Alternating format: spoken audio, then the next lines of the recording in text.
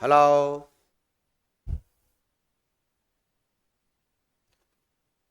चलो, मैं Anil sir M science classes में आप लोगों का स्वागत है। Good morning student.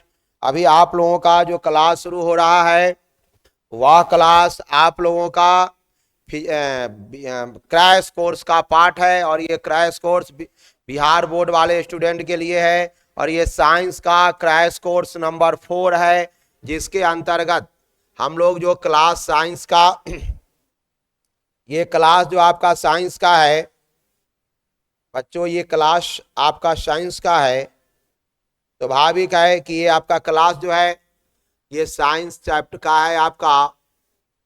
ये सारे के सारे पीडीएफ साइंस क्लास 10th, ये साइंस क्लास 10th है, और आप लोगों का ये पार्ट क्या है 4 है। आप लोग घर पर भी इसको देख पाएंगे, जो अपना प्यारा सा यूट्यूब चैनल है एम साइंस क्लासेज में, आप उसको वहां पर देख पाएंगे, और ना हो तो डाउनलोड करके भी आप जिस समय मिले आप इसको देख पाएंगे। हो सकता है जिस समय टाइम मिले आप देख सकते हैं।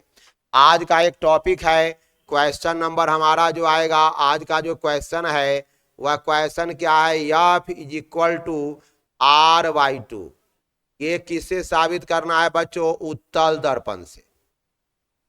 अगर सीधा पूछेगा तो आप किसी भी दर्पण से साबित कर सकते हैं, लेकिन नाम लिखा रहेगा तो आपको उसी से साबित करना होगा। ये आपके प्रश्न हो गए बच्चों। ध्यान दो, ये प्रश्न जो है रियल में ये प्रश्न आपको बहुत ही टफ क्वेश्चन है। कोई किताब उताब में भी आपका इसका आंसर आप लोगों को नहीं मिलेगा, इसलिए इसे आप बहुत केयर करके पढ़ें। और मैं बहुत छोटा में इसको प्रूव कर देता हूं, जिससे आपको जल्दी से समझ में आएगा। बच्चों यहाँ ध्यान दो, यहाँ पर जो हम लोग साबित कर रहे हैं उसमें तुम पढ़ा होगा कि मैं एक जो है कौन दर्पण बनाऊं। पहले चूंकि लिखा हुआ है उत्तल दर्पण, तो मैं यहाँ पर एक बनाने जा रहा हूं उत्तल दर्पण। उत्तल दर्पण का मतलब होता है उत्तल दर्पण बनाने जा रहा हूं। ऐसे करूं ज्यादा अच्छा आप लोगों के लिए रहेगा, ये थोड़ा आप लोग परेशान करेगा। अब यहाँ जो है जो उत्तल दर्पण मैं बना रहा हूं ये एक उत्तल दर्पण है, या एक क्या है उत्तल दर्पण है। इसको थोड़ा फ्रेश बनाना होगा, बच्चे का है। ये उत्तल दर्पण है, और ये उत्तल दर्पण के अंतर्गत वही चीज सब हम लोग लिखेंगे जो मैंने पहले लिखा है।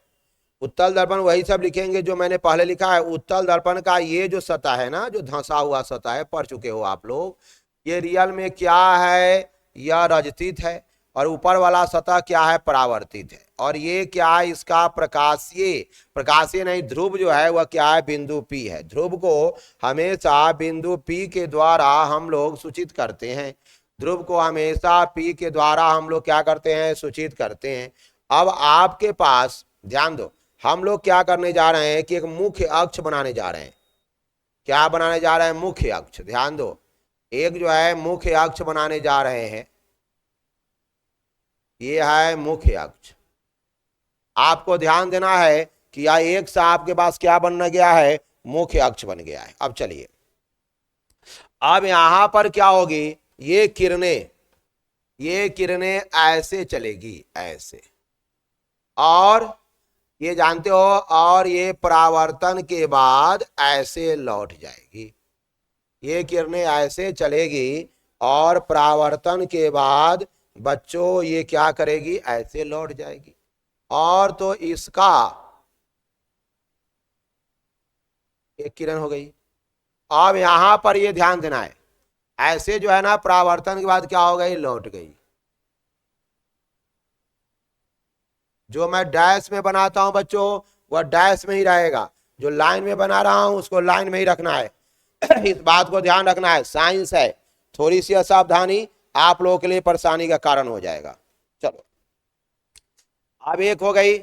दूसरी किरण जो है, अब इसका हम लोग, एक किरण कहां से आती है पता है आपको? ये जो है ना एक किरण जो है आपको ये लौट गई तो ये नीचे की ओर आ गई। दूसरी किरणें जो है वह क्या होगी? वक्रता केंद्र से आएगी। ये आपका क्या है? इससे थोड़ा हम और अच्छा समझे, फिगर ही जो है आप लोगों को टाइट होना चाहिए। ये किरणें ऐसे है, यानी आप इसको ऐसे समझ ले ये किरणें ऐसे आ रही है और ऐसे जा रही है, ये किरणें ऐसे आ रही और ऐसे जा रही है। एक दर्पण है, ये दर्पण का क्या नाम है, देखो यहाँ मान ले आपने भी उस बार माना था कि यम और यन क्या है, एक दर्पण है, उसी का फिगर है। ए और बी जो है आपका क्या है, आपतित किरण है। ए और बी क्या है, आपतित किरण है। और ये बी सी क्या है, परावर्तित किरण है। आपतित किरण है और बी सी क्या है बच्चों, परावर्तित किरण है। और वह परावर्तित किरणें जो है क्या हो रही है, वह परावर्तित किरणें आपको लौट रही है। परावर्तित किरण का मतलब है कि वह किरण जो क्या कर रही है, आपको लौट रही है। वह किरण जो होता है वह रियल में क्या है, परावर्तित किरण है। इसको हम लोग फ्रेश से बना लेते हैं, ये परावर्तित किरण है जो किरण लौट रही है। अच्छा, तो ये जो किरण लौट रही है तो इसके परिणाम स्वरूप इसका काल्पनिक सा प्रतिबिंब ये बनेगा एक। अब जा रही लौट रही है। दूसरा क्या है कि एक किरणें जो चलेगी वह रियल में कहाँ चलेगी, प्रकाशीय केंद्र से होकर, वक्रता केंद्र से होकर गुजरेगी। एक किरण जो चलेगी वह रियल में वक्रता केंद्र से होकर क्या होगी, वह किरणें गुजरेगी। सो मैं वक्रता केंद्र बनाता हूं, देखो यहां से किरण चलेगी, जो ये सी आपका है वक्रता केंद्र, आप पढ़े होंगे, इससे होकर जाती है, ये इससे होकर जाती है। अब आपका ये दोनों डायग्राम बन गया। अब इस डायग्राम के आधार पर हम लोग इसको नामकरण करेंगे। बहुत टाइट है ये, कुछ चीजें हम इसको ऐसे समझते हैं बच्चों, ऐसे समझिए इसको कि ए और बी जो है आपतित किरण है। ए बी जो है आपका कौन किरण है, आपतित किरण है। ए और बी आपतित किरण है। और यहां समझिए, और बी सी परावर्तित किरण है। बी सी कौन किरण है बच्चों, परावर्तित किरण है।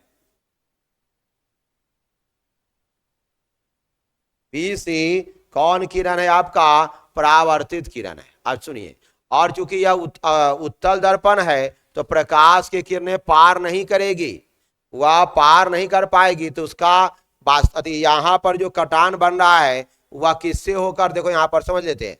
एक तो ये वक्रता केंद्र सी है, वक्रता केंद्र क्या है, सी है। एक किरणें जाएगी जो वक्रता केंद्र होकर क्या होगी, आपको रिटर्न हो जाएगी। एक किरण ऐसे हैं जो वक्रता केंद्र होकर जाती है, अब पुनः क्या हो जाती है, अपने रास्ते पर लौट जाती है।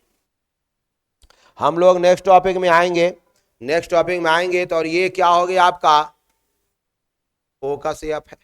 अब यहां समझिए, तो अब एक बातें क्या करनी है हमको, अब समझते हैं इसको किरणें। तो इसका फोकस समझ गए होंगे, वक्रता केंद्र समझ होंगे। तो अब एक पहला टॉपिक आएगा परावर्तन के नियम से, आप लोग पढ़े होंगे परावर्तन के नियम से।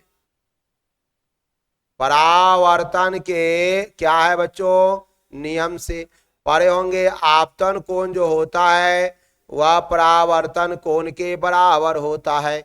यानी कहने का सेंस हुआ कि यह कोण आई हुआ और यह कोण आर हुआ।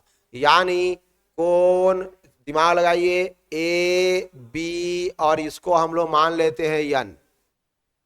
तो ए बी एन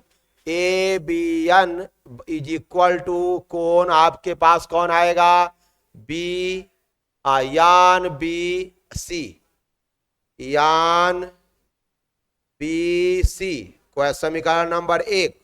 अब यहां ध्यान दो, इतनी बातें हो गई। अब आपको ये जानना है कि अब यह कोण जो होगा बच्चों, यहां ध्यान दो, ज्यामिति है थोड़ा हार्ड होगा ही। यह कोण जो होगा सो क्या होगा, ध्यान दो यहां पर, यह कोण जो होगा, हाँ, तो इस कोण के बराबर होगा संगत कोण के कारण। यहां समझो, यानी कोण ए बी आपका हार्ड कंसेप्ट है, बराबर क्या हो जाएगा, ए बी एन बराबर हो जाएगा आपका बी सी एफ। कोण बी सी एफ संगत कोण के कारण, एकदम याद रखना पड़ेगा आपको, समझ लो ये सब संगत कोण के कारण। अब यहां सुनो, कोण क्या है आपके पास, यान बी सी, खोजिए यान बी सी। अब इसको थोड़ा मैं कलर बदल देता हूं, यह कोण जो होगा ना वह रियल में इस कोण के बराबर होगा। कटिंग से आप समझ सकते हैं, इस कोण के क्या होगा, बराबर होगा। यानी कहने का अर्थ हुआ कि एन बी सी जो होगा वह एफ बी सी के बराबर होगा। कोण एफ बी सी, यहां क्या होगा, शीर्षा अभिमुख कोण, शीर्षा अभिमुख कोण। ये जो कोण हो रहा है वह शीर्षा अभिमुख कोण। कौन कौन हुआ आपका, शीर्षा अभिमुख कोण। तो अगर ये शीर्षा अभिमुख कोण हो गया तो आपको ध्यान ये रखना है, आपको शीर्षा अभिमुख कोण हो गया तो आपको ये ध्यान रखना है कि समझिए कि अगर ये शीर्षा अभिमुख कोण हुआ, इसका मतलब हुआ इस समीकरण नंबर 2 हो गया और ये समीकरण नंबर कितने हो गए, 3। तो अब होगा समीकरण 1 1 2 और क्या आ गया, 3 से, 1 2 और 3 से। तो आप फिलिंग करोगे तो 3 से क्या होगा, तो इससे ई कैंसिल हो जाएगा और इससे क्या होगा, ई कैंसिल हो जाएगा। आपके पास आ जा रहा है क्या, ध्यान दो, आपके पास जो आ रहा है वो आ रहा है कोण P C F is equal to, कौन आ रहा है, कोण एफ पी सी। अच्छा पढ़ा होगा, समान कोण के सामने के भुजा समान होते हैं। यानी समान कोण के सामने की भुजा, सामने की भुजा समान होती है। एकदम बच्चे लोग अच्छे हैं, आप लोग जो है बढ़िया से पढ़िए। अर्थात कोण बी सी एफ खोजिए, बी सी एफ, इसके सामने की भुजा कौन हुआ, बी एफ, इसके सामने की भुजा बी एफ हुआ और एक है F B C, F B C, इसके सामने की भुजा क्या हुआ, एफ सी, इसके सामने की भुजा आपके पास क्या आ गया, एफ सी। एक बार उसको ध्यान दीजिए बोर्ड पर, फिर एक एक बात समझिए। इसके सामने की भुजा क्या हुआ आपका, बी एफ बराबर हो जाएगा पी एफ, एफ सी। आप लोग इतनी बातें आपको समझ में आ गया, इतनी बातें क्या आ गया, समझ में आ गया। अब यहां जो है अगर P जो है B के बहुत निकट है, P यदि B के क्या होगा, बहुत निकट है, यदि P जो है वह B के बहुत निकट है,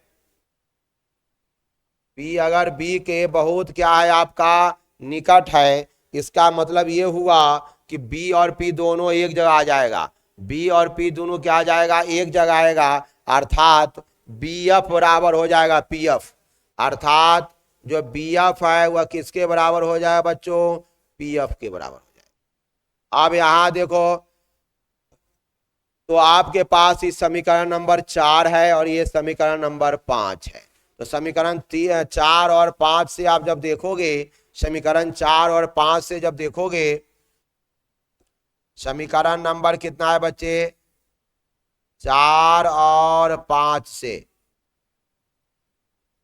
समीकरण नंबर किससे है बच्चों, 4 और 5 से अगर आप देखोगे तो आप फीलिंग करोगे कि ये बी एफ से बी एफ क्या हो गया, यहाँ कैंसिल हो गया, यानी पी एफ बराबर हो गया एफ सी।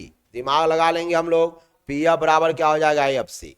आपको पता है कि यहां से यहां की दूरी कौन है, फोकस दूरी, और यहां से यहां की दूरी है वक्रता त्रिज्या।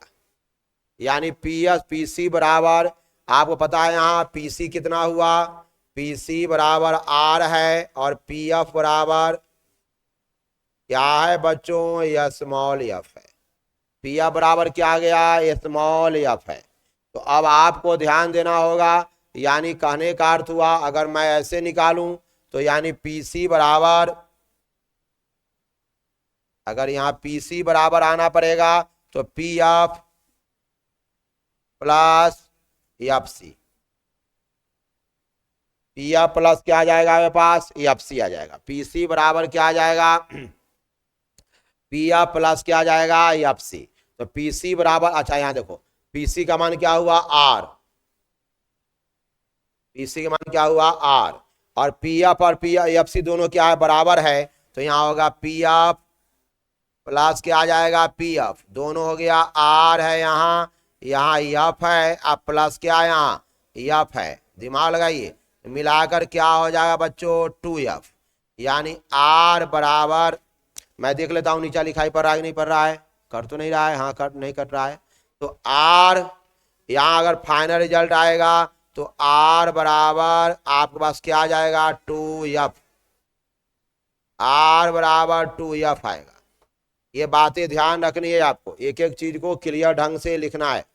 आर बराबर क्या गया 2f, मैं देख लेता हूं आर बराबर 2f, यानी यहां पर भी आप इसको बढ़ाकर लिख सकते हैं, थोड़ा आपको यहां पर करता हुआ नजर आएगा, इसलिए छोटा में सीधा कर देता हूं मैं, यहां जो ऐसे कर देंगे हम लोग, यानी यहां पर जो है तो क्या है यहाँ आर बराबर क्या गया 2f, ये आपका क्या हो गया प्रूव्ड हो गया, ये क्या हो गया आपका बच्चों प्रूव्ड हो गया, एकदम आराम से आप इसको समझ सकते हैं। ये बहुत इंपॉर्टेंट क्वेश्चन तो नहीं है, लेकिन ये सब आपको सेकेंड ईयर के साइंस में भी आप लोगों को पढ़ना है, सेकेंड ईयर के साइंस में भी आप लोगों को पढ़ना है। हम लोग फिर नेक्स्ट टॉपिक में आते हैं, टॉपिक में हमारे पास जो नेक्स्ट क्वेश्चन आ रहा है, तो दर्पण में एक क्वेश्चन और रह गया है, उत्तल दर्पण का उपयोग हम पढ़ा दिए थे, आप लोगों को क्वेश्चन पूछेगा कि उत्तल दर्पण का उपयोग साइड मिरर में क्यों होता है। क्वेश्चन आपके पास अगला क्वेश्चन होगा, क्वेश्चन ये होगा कि उत्तल दर्पण का उपयोग, उत्तल दर्पण का उपयोग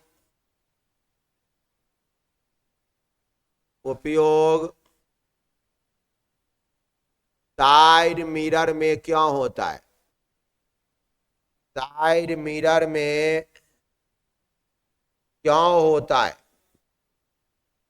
उत्तल दर्पण का उपयोग साइड मिरर में क्यों होता है, बच्चों ध्यान दीजिए। अब आपको ये ध्यान देना है तुम देखा होगा कि ड्राइवर के बगल में वो आईना रहता है, बस के ड्राइवर के, ट्रक के ड्राइवर के, मोटर गाड़ी के, ये सब के वो आईना लगा रहता है, जिसके द्वारा ड्राइवर जो है ना पीछे वाली आने वाली गाड़ी सबको देखता रहता है, और उसी को हम लोग कहते हैं साइड मिरर, बगल वाली आईना, उसको हम लोग कहते हैं बगल वाली आईना। पता है क्यों कहते हैं, क्योंकि वह ड्राइवर के बगल में रहता है, वह ड्राइवर कहाँ रहता है बगल में रहता है, उसको हम लोग कौन आईना कहते हैं साइड मिरर। परीक्षा में क्वेश्चन पूछेगा कि उत्तल दर्पण का प्रयोग वह कौन दर्पण रहता है, उत्तल दर्पण रहता है, आपको पता है वह कौन दर्पण रहता है, उत्तल दर्पण रहता है। आपको ध्यान देना है कि उत्तल दर्पण का प्रयोग हम लोग साइड मिरर में क्यों करते हैं, तो अब आपको इन बातों को ध्यान देनी है। तो क्वेश्चन पहले ही उसका अगर आंसर छोटा में लिखना चाहेंगे आप, तो छोटा में आंसर लिखाने के लिए पहले समझिए एक बात को, पहले छोटा आंसर एक डायग्राम। अब यहाँ पर क्या होता है, ये प्रतिबिंब क्या बनता है, उत्तल दर्पण है तो सीधा बनता है, और विस्तृत दृष्टि क्षेत्र में बनता है, बड़ा क्षेत्र में प्रतिबिंब छोटा बनेगा, और क्या बनेगा विस्तृत दृष्टि क्षेत्र में यह प्रतिबिंब क्या होता है बनता है। अब आप लोगों को इसके बारे में डिटेल जानना है कि ड्राइवर के बगल में जो रहता है वह रियल में कौन आईना रहता है, तो पता है आपको ड्राइवर के बगल में जो आईना होता है वह रियल में उत्तल दर्पण होता है, जिसके कारण उसका व्यापक जो है दृष्टि क्षेत्र बनता है, और इसमें आकार दृष्टि क्षेत्र का मतलब ये हुआ कि वह पीछे वाली वस्तु को स्पष्ट तौर पर क्या कर सकता है दिखाई पड़ता है, उसके दायां में आ रहा है कि वस्तु आ रही है कि बायां में आ रही है, उसकी भी जानकारी उसे व्यापक तौर पर हो जाता है। अब यहाँ जो है अब आपको ये जानना है कि व्यापक दृष्टि क्षेत्र को हम लोगों को समझना है। पहले एक डायग्राम आपको समझाते हैं जिसके आधार पर आप लोग इसको समझ जाएंगे। अगर उत्तर कोई छोटा में पूछेगा तो पहला उत्तर होगा प्रतिबिंब छोटा, एकदम इजी छोटा में लिख देता हूं, प्रतिबिंब क्या होगा छोटा सीधा, और यहां एक इतना ही आंसर भी लिख सकते हैं आप विस्तृत, एकदम इजी रहेगा। विस्तृत दृष्टि क्षेत्र, विस्तृत दृष्टि क्षेत्र बनता है, इतनी बातें बनता है। ये कौन बनाता है? उत्तल दर्पण बनाता है। अगर आप इसको डायग्राम में बनाना चाहेंगे तो आप ऐसे समझ सकते हैं डायग्राम में। अगर आपको इसका क्या बनाना है? डायग्राम में बनाना है। तो आइए पहले हम क्या करते हैं, एक उत्तल दर्पण हम लोग बनाते हैं। और उत्तल दर्पण जब बनाएंगे तो एक बात ध्यान रखना है कि उत्तल दर्पण जब हम लोग बनाते हैं तो इसको क्या करेंगे, देखो प्रकाश किरणें आएगी और वह आकर क्या हो जाएगी, वह लौट जाएगी, पर चूंकि पार तो नहीं कर पाएगी। तो आइए ऐसे हम लोग देखें। मान लीजिए आपने ऐसे बनाया, आपने ऐसे बनाया, अब आपको किधर इसको रंगना है। जिधर रंगिएगा उधर तो किरण का क्या होगा, तो इसको रंगना आपको नीचा होगा, क्योंकि ऊपर जो है ये हो गया। तो अब ये होगा कि यहां पर जो किरणें आएगी, पहले समझिए के बात, यहां जो किरणें आएगी, डायग्राम बनाई, देखिए यहां जो किरणें आई वह लौट जाएगी। फिर ऐसे जो किरणें आएगी ये भी क्या होगी, लौट जाएगी। तो यहां पर यह किरणें आ रही है और क्या हो रही है, लौट जा रही है, लौट जा रही है। अब लौटने का क्या मतलब हुआ? लौटने मतलब हुआ परावर्तित हो रही है, और परावर्तित होने के कारण आपको क्या हो रहा है, ध्यान दीजिए, यहां पर आप क्या बना लीजिए, आंख। यहां क्या बना लेना है आप लोगों को, आंख, मतलब ये छोटका से आंख हो गया आपका, आंख। और ये वस्तु का क्या बन रहा है, यहाँ प्रतिबिंब बन रहा है। यानी वस्तु का यहाँ क्या बन रहा है, प्रतिबिंब। कौन दर्पण हुआ बच्चों? उत्तल दर्पण हुआ। एकदम भी इंपॉर्टेंट क्वेश्चन है, एकदम कौन दर्पण हुआ, उत्तल दर्पण हुआ। आप इस तरह के डायग्राम बना देते हैं तो आपको 2 में 2 नंबर दे देगा, और इंपॉर्टेंट क्वेश्चन भी है आपका। ये जो क्वेश्चन आप देख रहे हैं वह VVI इंपॉर्टेंट क्वेश्चन है, जो आप इसको देख सकते हैं, समझ सकते हैं। अब रही बात कि यहाँ जो है, ये जो है, क्योंकि ये सब डैश वाला ही बनेगा, ठीक है। देखो साइंस है बच्चों, अगर जहां मैं डैश लिखूंगा तो डैश लिखना, देखते हो नहीं, छोटी छोटी चीजों को मैं केयर कर रहा हूं। जहां डैश, मैं पूरा डैश से ही समझा देता हूं। ये क्या है, अभिलंब खींचा गया है बच्चों। अब इस अभिलंब को हम लोग फिलिंग करेंगे। ये अभिलंब कैसे है, सो देखो यहाँ, ये जो है अभिलंब है, ऐसे ऐसे सीधा कर लिया जाए। फिर एक अभिलंब ऐसे है, अगर हम डैश बना रहे हैं तो आप भी डैश बनाओगे, नहीं तो गलत हो जाएगा। तो इस तरह से इतना ही फिगर बना दोगे, तुम्हारा 2 में 2 नंबर आपको मिल जाएगा।